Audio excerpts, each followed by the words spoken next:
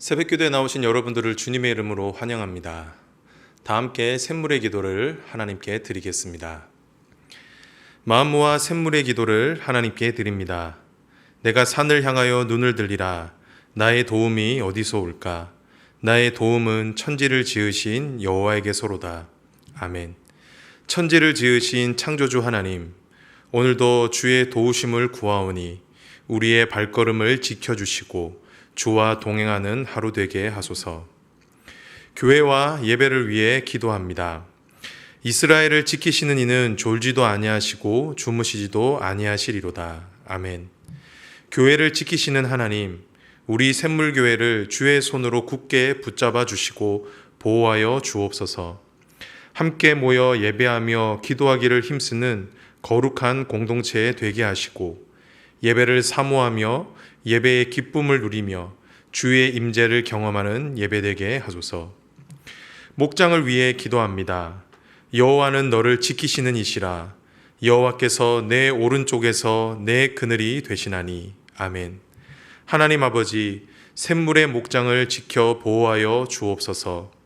서로 하나된 마음을 주시고 사랑으로 용납하며 서로를 위해 기도의 분량을 채워가는 아름다운 모습들을 보게 하소서.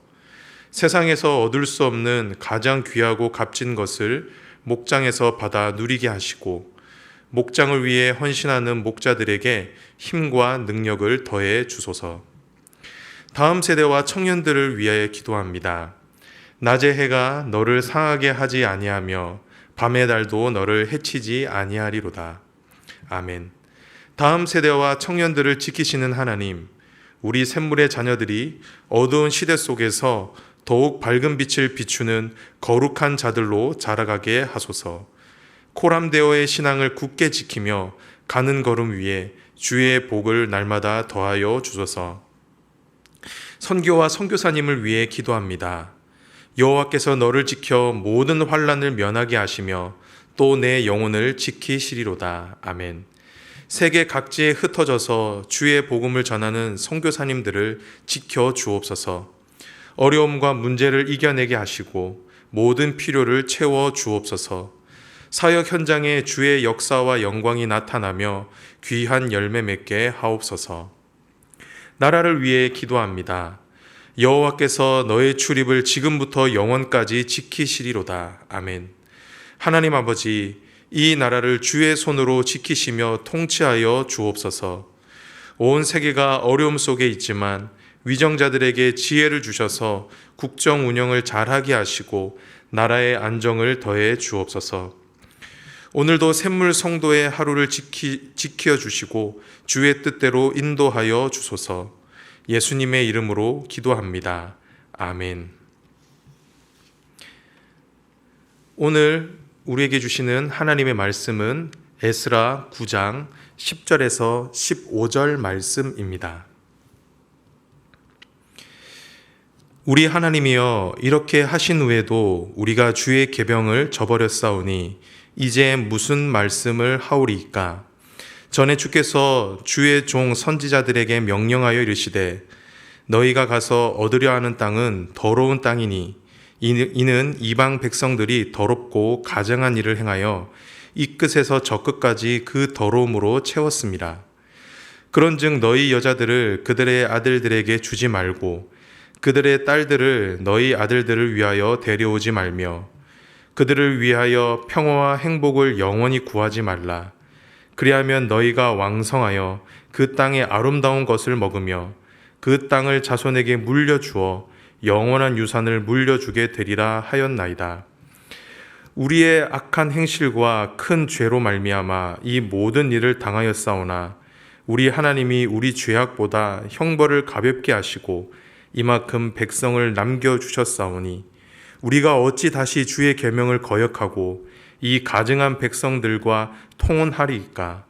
그리하면 주께서 어찌 우리를 멸하시고 남아 피할 자가 없도록 진노하시지 아니하시니까? 이스라엘 하나님 여호와여, 주는 의로우시니 우리가 남아 피한 것이 오늘날과 같사옵거늘 도리어 주께 범죄하였사오니 이로 말미암아 주 앞에 한 사람도 감히 서지 못하겠나이다 하니라. 오늘 저와 여러분이 함께 나눌 말씀은 기도입니다. 우리가 어제 말씀을 통해 살펴보았지만 포로에서 귀환한 이스라엘 백성에게는 해결하지 못한 죄가 한 가지 있었습니다. 그것은 바로 이방인과의 통혼이었습니다. 에스라는 이 문제를 심각하게 다루고 있습니다. 그런데 우리는 여기에서 한 가지 의문이 들지요.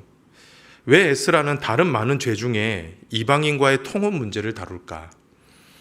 그것은 이방인과의 통혼 문제는 단순한 결혼 제도의 문제가 아니었기 때문입니다. 이방인과의 통혼은 신앙의 혼합을 의미했습니다.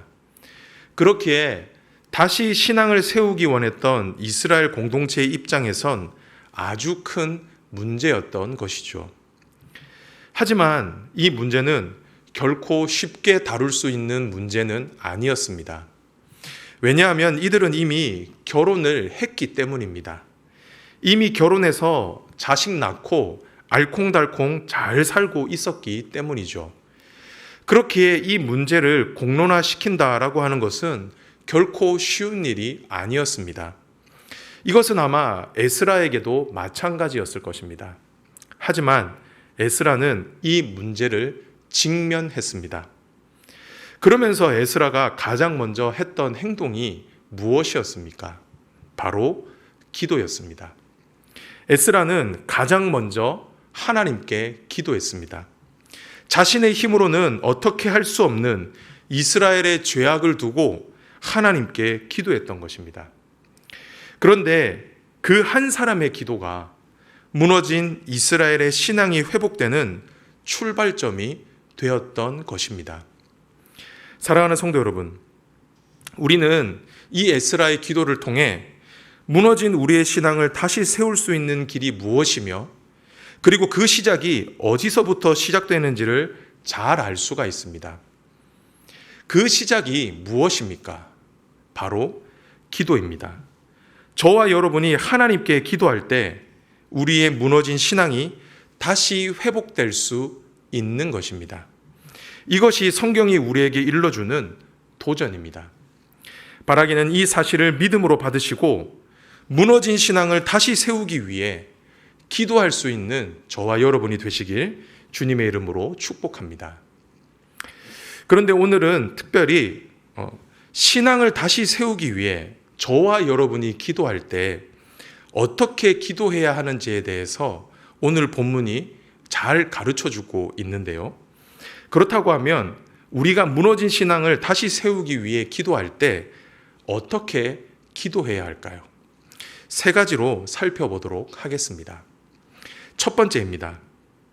첫 번째는 죄를 자복하라입니다. 여기에서 자복한다라는 것은 자신이 지은 죄를 자백하고 복종한다라고 하는 의미입니다. 즉 자신이 하나님 앞에 지은 죄를 스스로 고백하고 그에 따르는 대가를 받기로 결단하는 것입니다. 이것이 성경이 우리에게 일러주는 기도의 방법입니다. 오늘 에스라의 기도가 바로 그러했습니다. 에스라는 하나님께 기도할 때 이스라엘이 범했던 죄를 낱낱이 고백합니다. 14절을 한번 보십시오. 우리가 어찌 다시 주의 계명을 거역하고 이 가증한 백성들과 통혼하오리이까? 그리하면 주께서 어찌 우리를 멸하시고 남아 피할 자가 없도록 진노하시지 아니하시리이까? 에스라는 이스라엘의 죄가 무엇인지를 정확하게 고백합니다. 그리고 이 죄로 인해 자신들은 그 어떤 벌을 받아도 아무런 말 할 수 없음을 고백하고 있죠.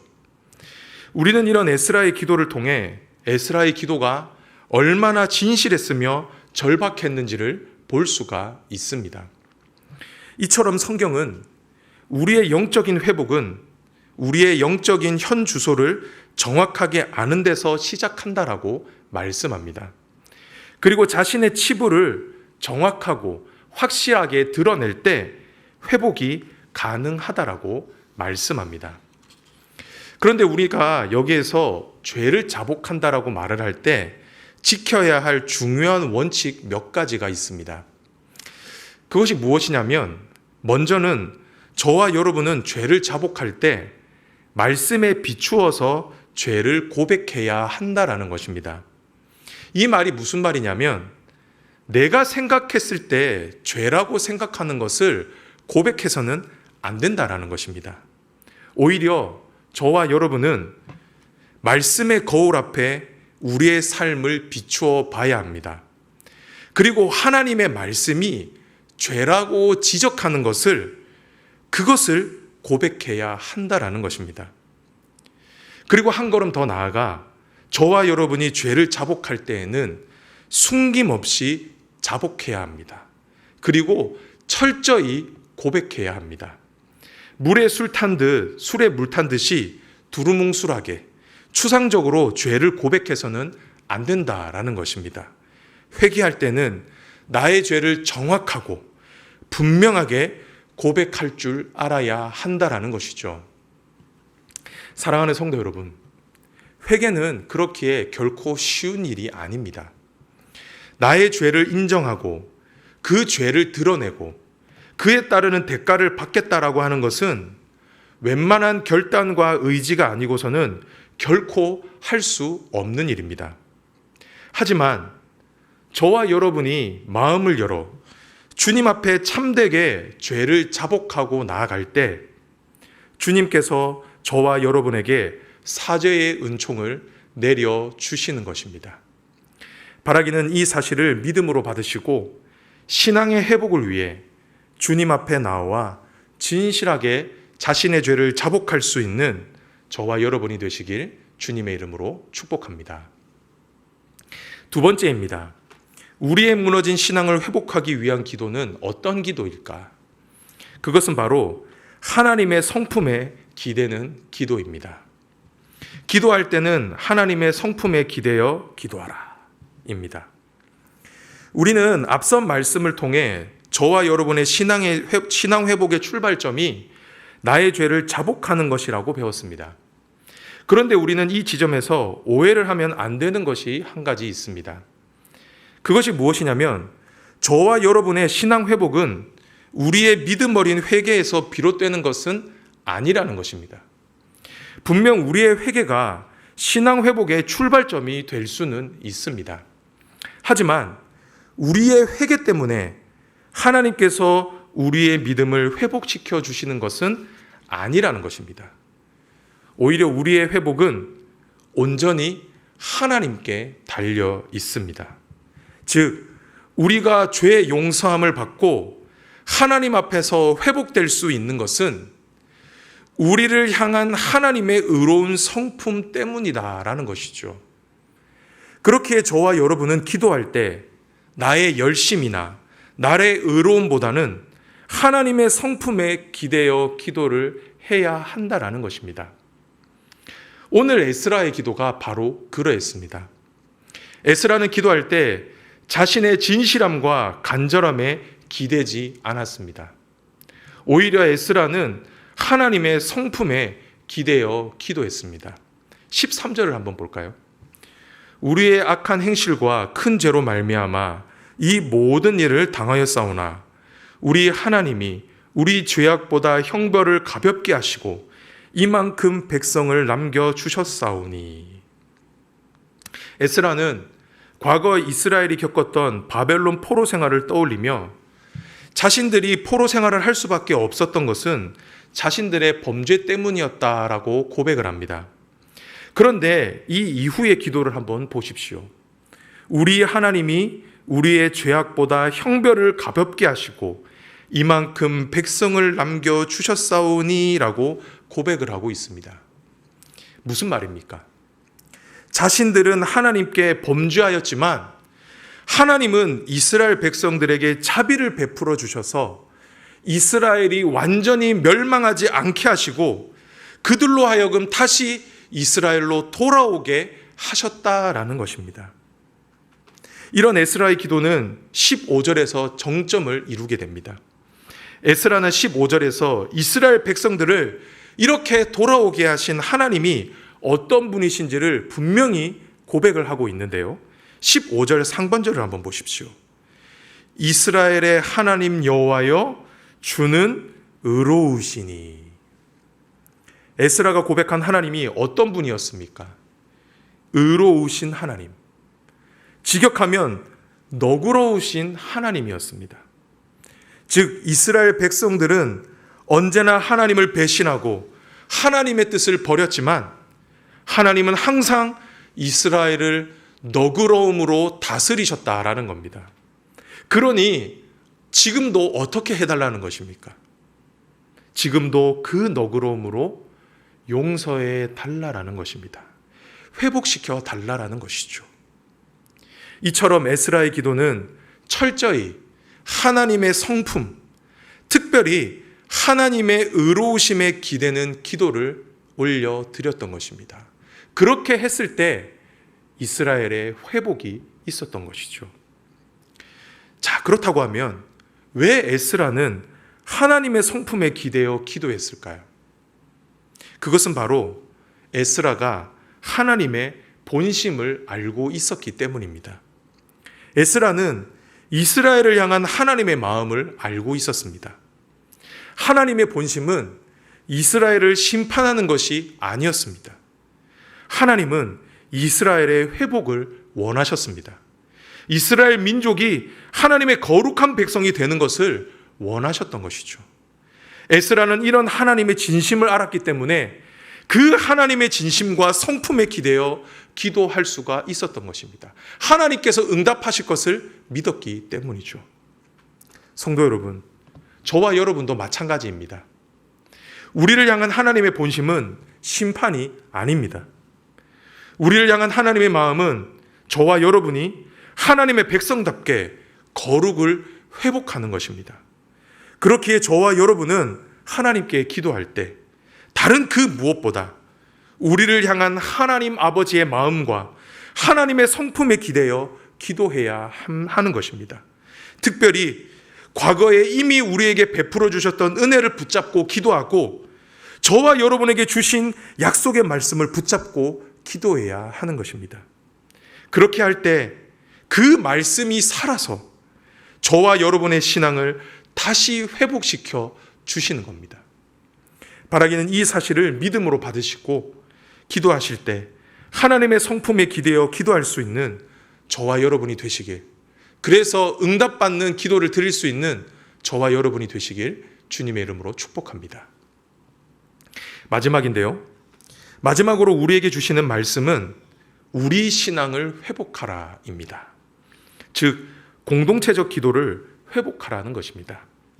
아마도 여러분들은 오늘 말씀을 묵상하시면서 조금 이상한 점 한 가지를 발견하셨을 것입니다.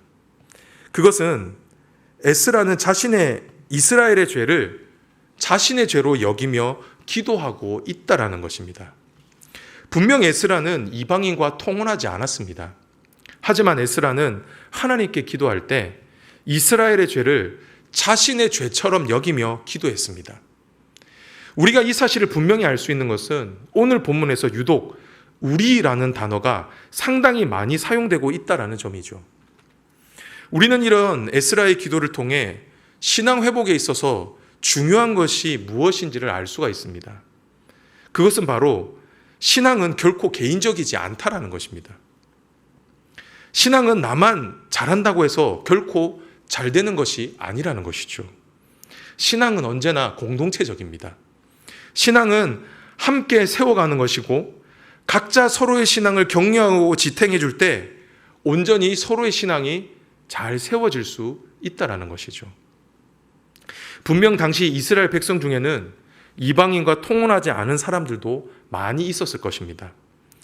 그렇기에 만약 에스라가 우리라는 말을 빼고 그들이라고 말했다라고 한다면 에스라의 기도는 범죄한 자들을 정죄하는 수단에 불과했을 것입니다.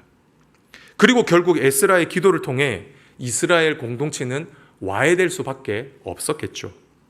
하지만 에스라는 기도를 통해 이 죄를 이스라엘 공동체 전체의 문제로 끌어안아 버렸습니다. 그렇게 이 문제를 끌어안고 이 문제를 대했을 때 이스라엘 공동체는 함께 신앙을 지킬 수 있었고 함께 신앙을 회복할 수가 있었던 것입니다. 성도 여러분, 지금 저와 여러분에게도 우리가 필요합니다. 나 혼자가 아닌, 내 가족만이 아닌 우리가 필요합니다.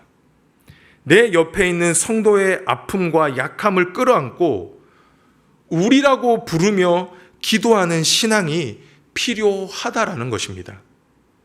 그렇게 우리가 서로를 긍휼히 여기고 서로를 위해 기도할 때 하나님께서 그 기도 가운데 함께 하시고 그 기도를 통해 저와 여러분이 속한 공동체를 회복시켜 주시는 것입니다. 바라기는 이 사실을 믿음으로 받으시고 우리를 위한 기도를 회복할 수 있게 되는 저와 여러분이 되시기를 주님의 이름으로 축복합니다. 말씀을 정리하도록 하겠습니다. 오늘의 말씀, 무너진 신앙을 다시 세우는 기도였습니다. 그렇다고 하면 오늘 본문이 우리에게 일러주는 기도의 방법은 무엇이었습니까? 첫 번째는 죄를 자복하라 였습니다. 그리고 두 번째는 하나님의 성품에 기대어 기도하라 였습니다. 그리고 마지막은 우리 기도를 회복하라 였습니다. 하나님께서는 이렇게 기도하는 저와 여러분의 기도를 들어주실 것입니다. 그리하여 저와 여러분의 무너진 신앙을 다시 회복시켜 주시고 우리의 삶이 하나님이 기뻐하시는 온전한 삶으로 세워지게 될 것입니다. 바라기는 오늘 하루 이 말씀을 믿음으로 받으셔서 우리의 무너진 신앙이 기도를 통해 다시 세워지는 놀라운 은혜가 있기를 주님의 이름으로 축복합니다. 아멘.